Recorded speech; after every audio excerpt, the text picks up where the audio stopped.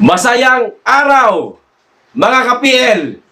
O eto po, A1 information di umano ito, mga ka-PL.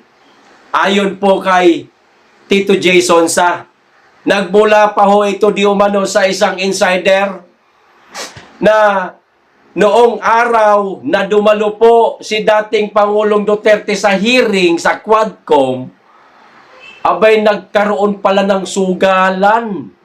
Sugal, ha? Etong mga mababait at magigiting na mga miyembro di umano ng Quadcom, mga ka-PL. Sa madaling salita, pinagsugalan o pinagpostahan po si dating Pangulong Duterte. O, postahan tayo. Parang ganito ba? O ano, magkano sa'yo? Parang ganun ba? O, nagkaroon di umano ng postahan kung sino ang makakapagpapikon sa dating Pangulong Duterte, mga kababayan. So, sa madaling salita, parang pinagkatuan po nila itong dating Pangulo. Kita nyo na, mga kababayan. O, ngayon, kayo na lamang po ang humusga sa ating mga magigiting na miyembro ng Quadcom, mga ka-PL, kung totoo ba ang sabi-sabi ng ating mga kababayan na di umano sila merong kasasamang mga ugali, mga ka-PL. Kasi ako po, ang tingin ko ho sa kanila, para po silang mga anghel. Ha?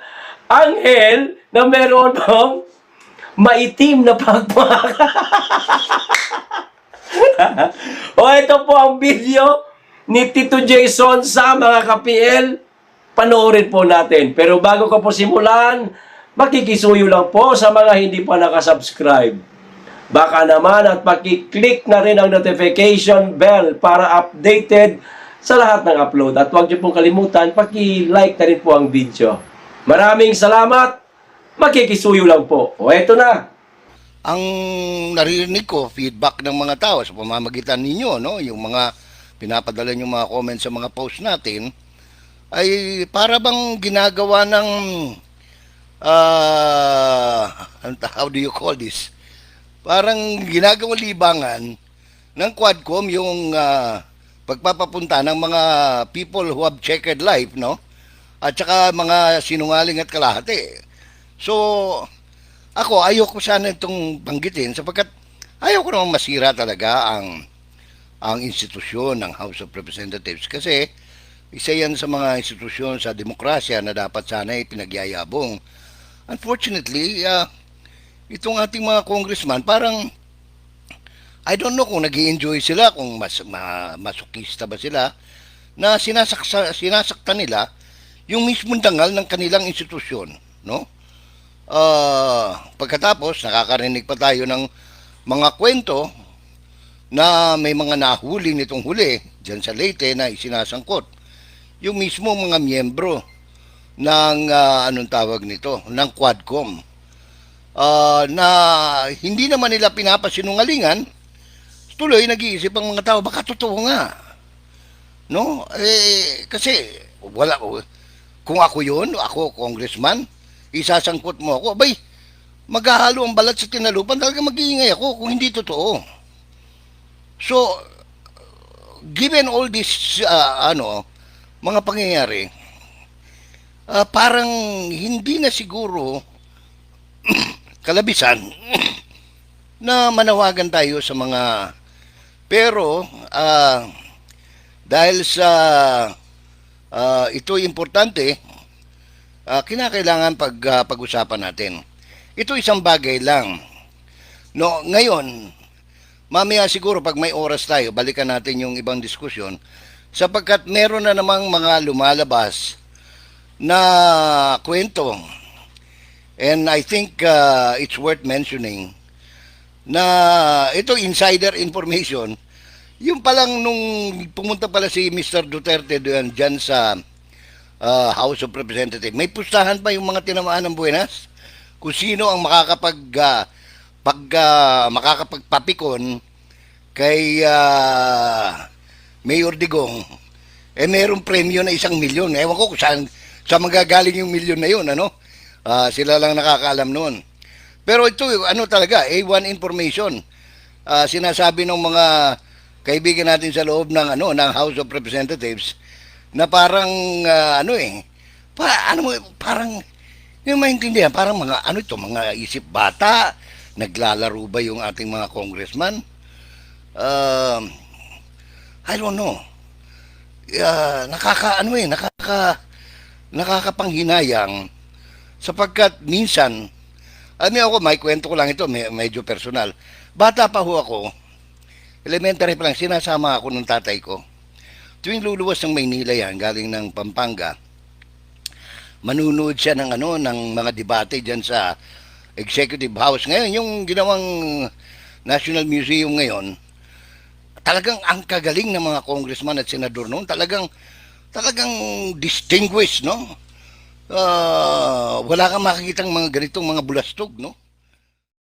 Oh, nakita nyo na, mga kababayan, kung gaano ka babait. Ayan ha. Mabait ang sinabi ko ha, hindi masama.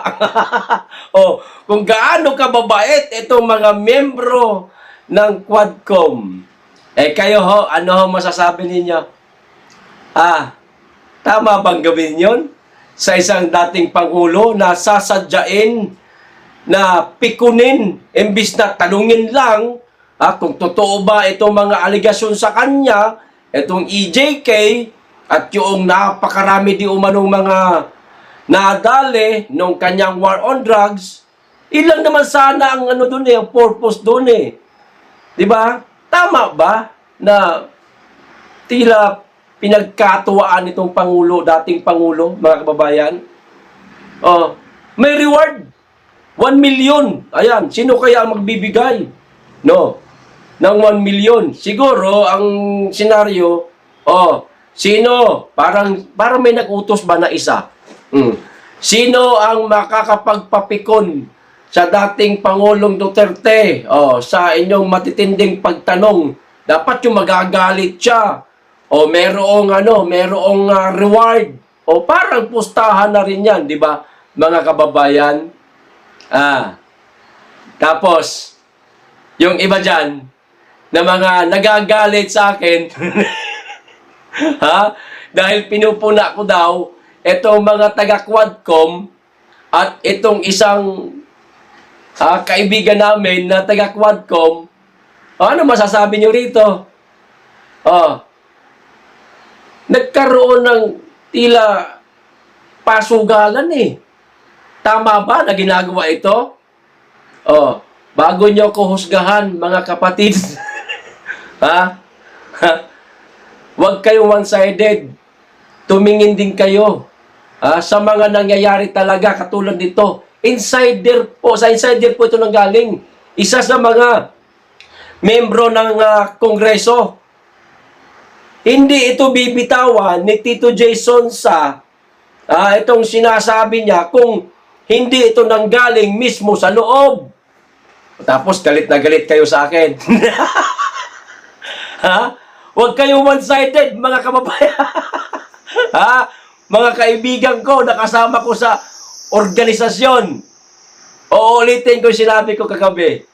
Kung ito ang dahilan ninyo, pagpuna ko sa isang kaibigan natin na nasa membro ng Quadcom,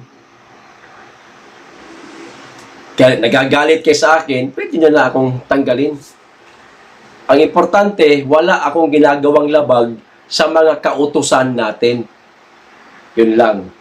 Maliwanag, hindi nagaling sa akin, kundi mismo kay Tito Jason sa na merong reward. Di ba, mga kababayan? Kayo na lamang po humusga kung sila ba mabubuting tao o baka totoo yung sinasabi ng ating mga kababayan na sadyang napakarumi na at napakabalasubas na di umano nitong mga iilang kongresista. Hindi naman lahat po. Marami pa naman dyan ang mga matitino. Meron lang iba dyan na itim ang pakpak. Okay? Hanggang dito lamang po. Maraming salamat. Mag-ingat kayo lagi at higit sa lahat, mahalin natin ang Pilipinas.